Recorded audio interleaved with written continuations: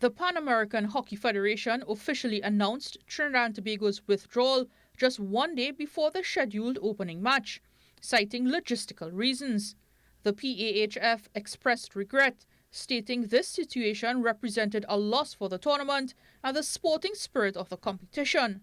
According to the Federation, the tournament schedule remains unchanged, with matches involving Trinidad and Tobago recorded as 5-0 losses, as per FIH tournament regulations. In an emotional interview, head coach Akim Toussa expressed deep frustration and disappointment with the sudden withdrawal. I'm quite disappointed because my players put in the effort from months now that we were training quite hard, 4 days a week, going as hard as possible with the limited resources. Everyone having to put out their own money to get to training. Some of them had to take their time off from work and so on, and time off from their families, just to put in that effort so that we'd actually be ready for this tournament. And to get a press release like that today, when the first game of the tournament is tomorrow, just being so anxious from a week now on trying to understand when we would be leaving, is just quite disappointing that the day before we are learning that we aren't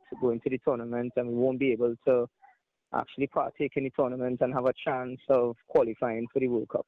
The coach revealed the team had been in a state of readiness for over a week, awaiting the release of funds from the local hockey federation, which ultimately never materialized. There was some communication a week ago stating that there is no funds as yet, and we just have to be packed and ready to go at a moment's notice. So as soon as funds are released, we should be able to go. But then we get the news today that we will not be going. That was the only communication for us.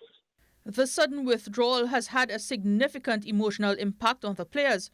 Well, most of my players are actually so upset that I'm not going to go on record to say what they are saying, but they are really, really upset and trying to figure out how can we not partake in a tournament that we knew about more than 2 years now that we already qualified for, that at the last moment, day before first game is when we actually get the news that we are not going.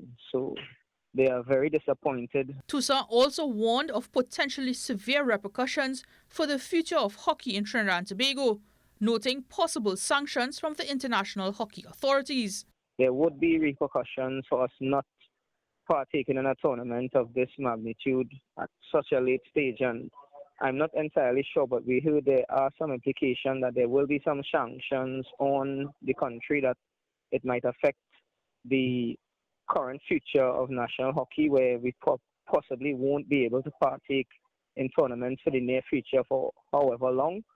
So even some of the older guys who would have been seniors on the team, they may not be able to continue their national career if sanctions come down as soon as possible. Despite the challenges, Toussa remains hopeful for a resolution and improvement in how logistical and funding matters are managed in the future.